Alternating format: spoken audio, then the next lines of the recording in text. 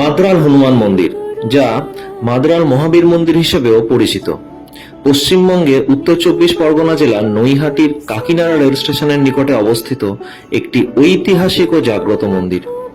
এই মন্দিরের প্রধান আকর্ষণ হল ভগবান হনুমানের বিশ্রামরত মূর্তি, যা ভারতের মধ্যে বিরল। মন্দিরে ভগবান হনুমানের একটি বিশ্রামরত মূর্তি স্থাপিত, যা প্রায় 10 ফুট নিচে অবস্থিত।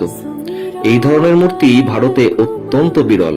মন্দিরে প্রার্থনা করলে মনস্কামনা পূর্ণ হয় এবং বিপদ থেকে রক্ষা পাওয়া যায়। নৈহাটি রেল স্টেশন থেকে অটো বা রিক্সা নিয়ে মন্দিরে পৌঁছানো যায়।